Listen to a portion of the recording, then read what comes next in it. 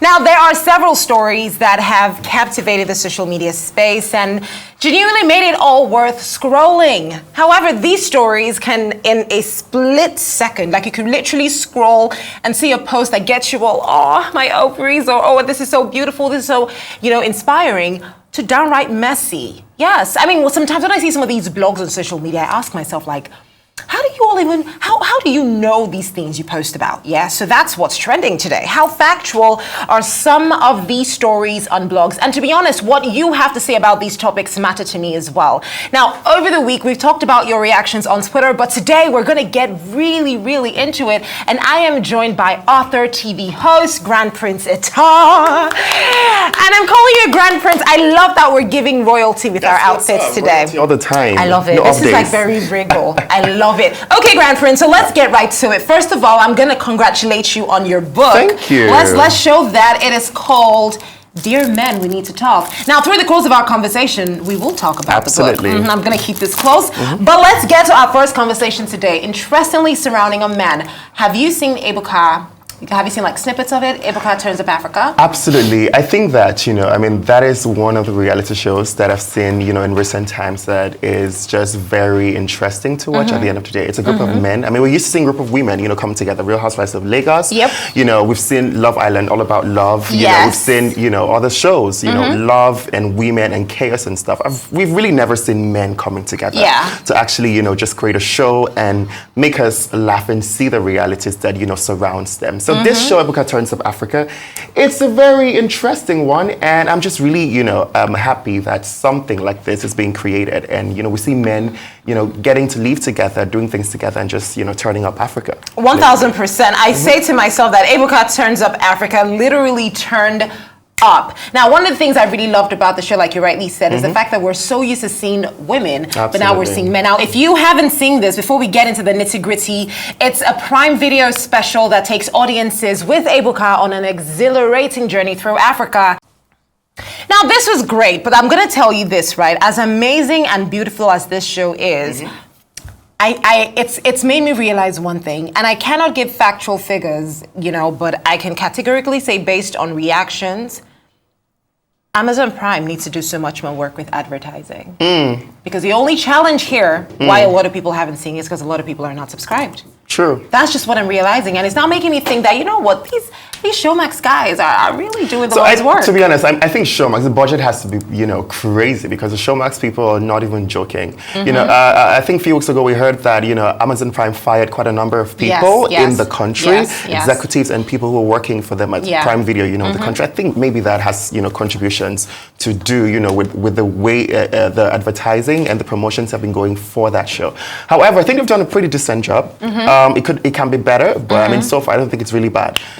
Seeing the reactions and comments from people it's and not texting bad. that. It's not bad. I don't think it's bad, but it could be better. It could be better, because I mean, when I saw this, I said to myself, right, this is such an amazing show. Like, everyone should see Avoka and Onoja and Jimmy and Timini and Zubi. The idea, the chaos, the drama, and everything. Everyone should see it, but you see, like, everyone is like, oh, do you know and I hate to say this, but I've had more than one person ask me, oh, Kat, do you have an Amazon Prime password? And I'm like, nah, this isn't what we want right now. That's a very, very Nigerian thing in terms of streaming platforms. That's why you see people sharing Netflix passwords. Yes. It's a very Nigerian thing. If you have an Amazon Prime password, I'm like, hello. Yeah. But what does this also tell us about reality television? Is that becoming a mainstay?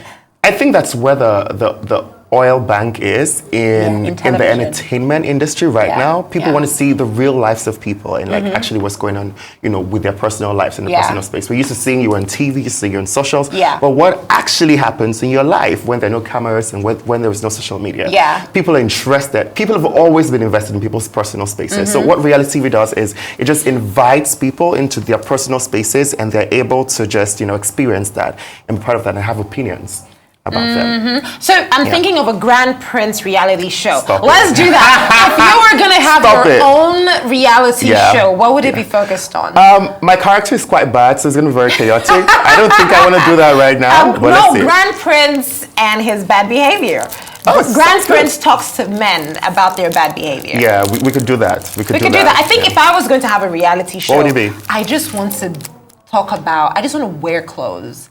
Like I just want to go I know around. you love clothes, I actually. love clothes. Oh my Just goodness. try the clothes, you know. I just want to go around, like go to the different, because there's so many different style spaces around Nigeria and Africa. I just want to walk into your store. Would you do the Korikado in the markets? Like, bend Yes, down to, now. like, normal Listen, level? forget, don't play. Some of those Turn Africa up. spaces. So today we're budgeting 5K and You we're see about to some just, vintage you know. there. I would want. Oh, that's Listen. actually gonna be lit. That's an idea for somebody. Try it. Yeah, you better I like don't it. play. Anyway, let's move right on to what else is happening.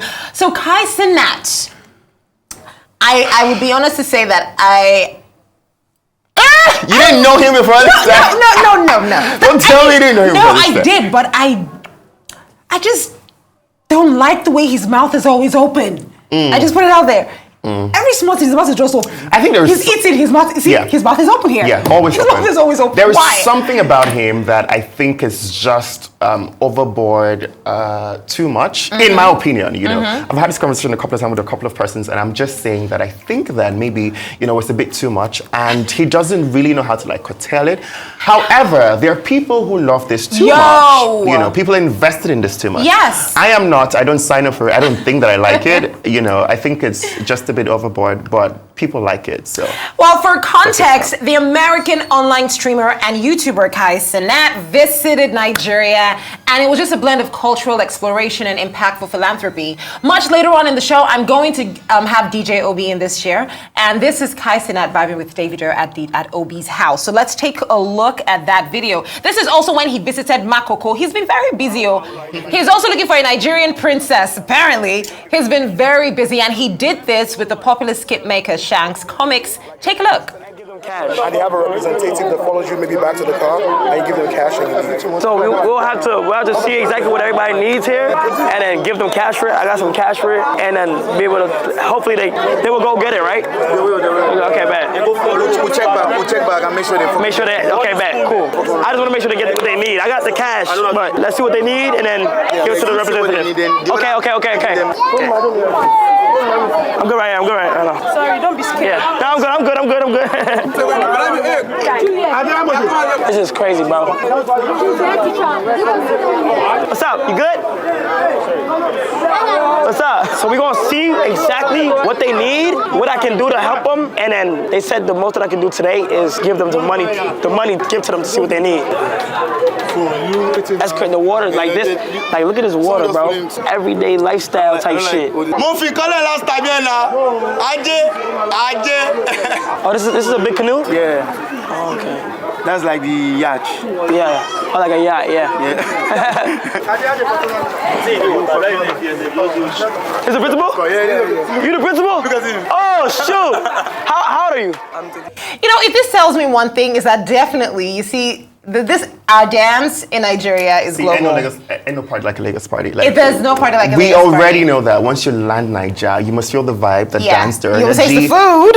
The food too, and the women. You know. And I don't Just know. saying. We Nigerian women would like, you know, y'all to just like put some respect in our names. Or like, we're not. Why does everyone keep just talking? Oh, he came for a Nigerian. Anyway, to be honest, where I'm from, when you want to get married, Where are you from?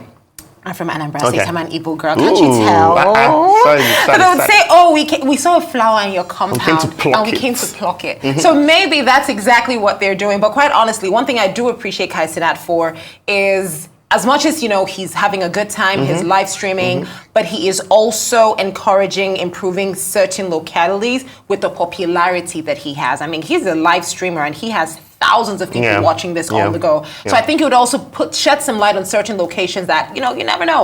Someone might just decide to take up. Yeah. So for me, I think that what really stood out for me and what I really did not like was, you know, the way and manner he went about searching for his Nigerian princess, you know. Yeah. I feel like the girls threw themselves a bit on him. I mean, you guys have dignity, have small Well, you know, shame that's also now. what, you know. that's, haven't you heard of this new YouTube thing where they say pop the balloon for the hottest? Yeah, it's and crazy. you have literally guys and ladies degrading themselves because it's what's popping. My personal opinion, if I had my way, scrap it.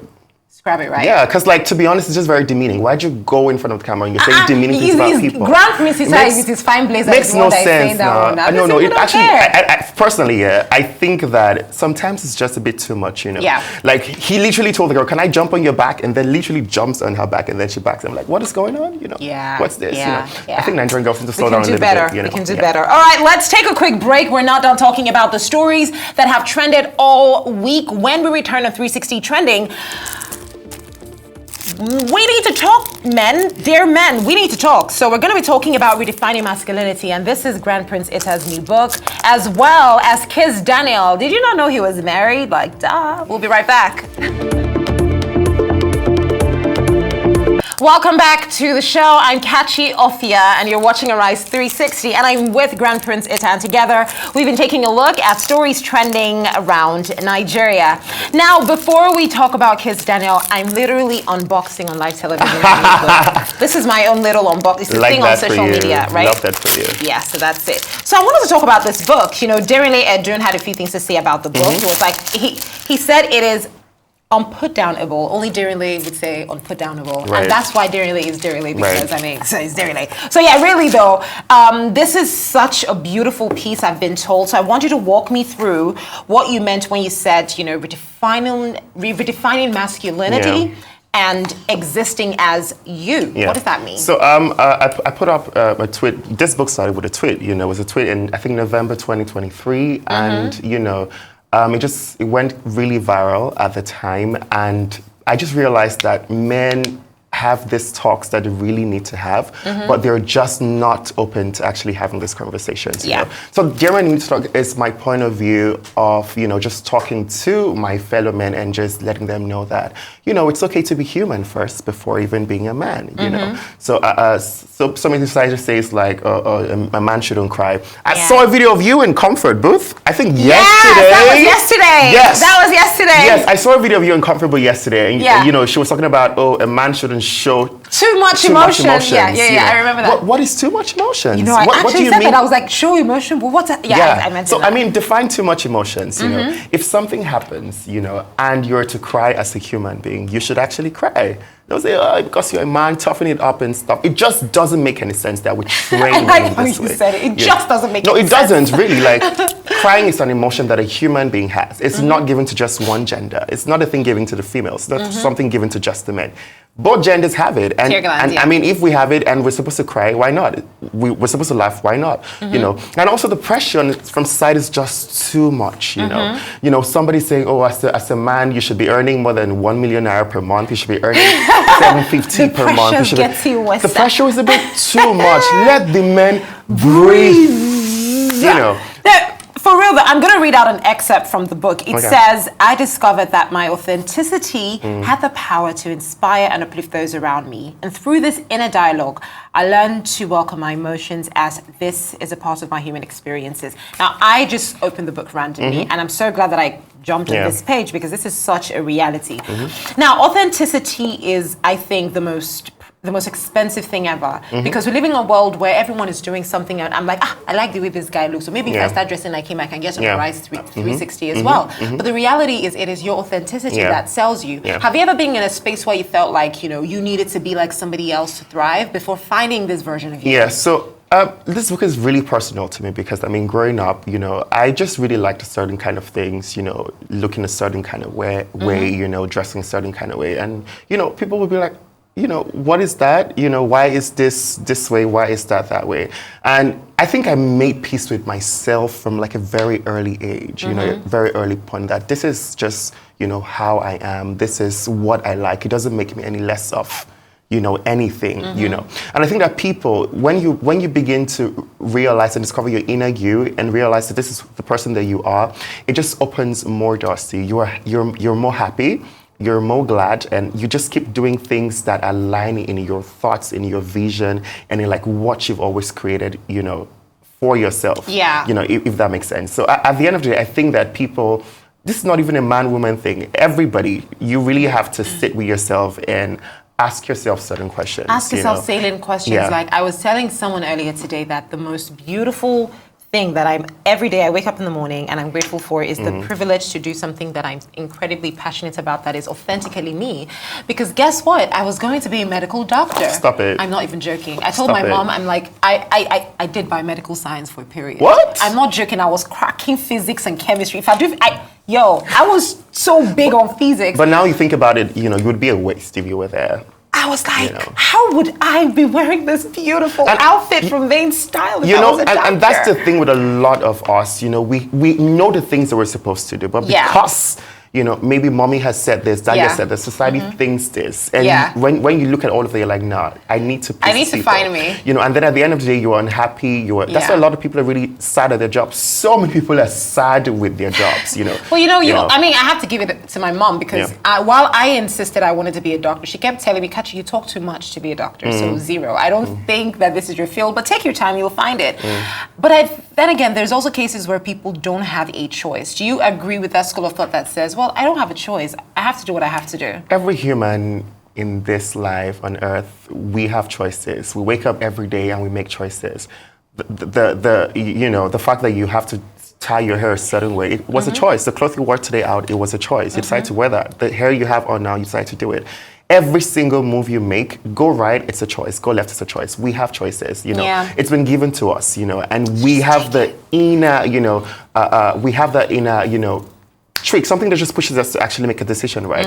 And that's why I think that it's important that we actually talk to people when they're young, like young people, young boys, young girls, You see, our society is so focused on training the girl child and forgetting that, these trained girl children would grow up to meet up with the boys that are untrained. And so their hearts are now broken by these boys that you did not train, which is crazy, and which is why, I'm also, pushing the one boy at a time project where we get to talk to boys in like secondary schools. But are you like a women champion? Women champion? Yeah. I mean, yeah. Would you say you're because when you think about these things, it's centered around issues that are unique to women, like female genital mutilation, for instance. Like that is an issue that is a problem for girls. So do you champion these causes, pay parity, gender equality, things like that? Yeah, so I think that there are so many non-government organizations and so many people already talking about, the girl child and girls, but nobody's really doing the work about the boys. Kachi, I remember way back in secondary school, if you have any experience like that, you're in class and you're like, okay, all girls to the assembly hall. It happened not once, not twice. And so, we have a group of women come to talk to the girls, and then they come back hiding stuff, listen. That happened in my school too. You see? So like, I understand. We just sat there in classes. Wondering but this was not us. What did we do? So throughout 6 years in secondary school, nobody's talking to the boys. Every year, every semester, there is a non-government organization. There is somebody coming to school and talking to the girls. The boys too need to be taught a couple of things. There's leadership. There is standing on your own. There is just being a better person. Yeah. They need someone to actually guide them and be on there. There's already so many people doing that for the girl children. So we need more people championing that boy's voice. Absolutely. My mantle and for a couple of persons is to push and advocate that boys are being spoken to. I like that. All right. Well, speaking about championing the guys' causes, I don't know what's up with, like I said, the blogs on social media can get crazy. But, Keith Daniel, and this conversation makes me understand why he chose to keep it, quiet for so long. He tells the world with this woman is fine. She is so beautiful. He puts out this video of his new body of work and a song from it, him and his wife, basically vibing to the song. And we should take a look at that video. I think we have it. Everyone is basically like, oh, wow, Kiss Daniel, he's been married since 2020. And then this blog pops up to say, oh, well, they used to fight. There's domestic violence there and here. That's why he has been hiding her. And it just makes me wonder, when these blogs come out with this revelation, what do you think the goal is? So I think that every blog who would post something like that, it's just one goal, to stir up conversations and to maybe conversations that's going to lead to tears and sorrows and breakup, at the end of the day.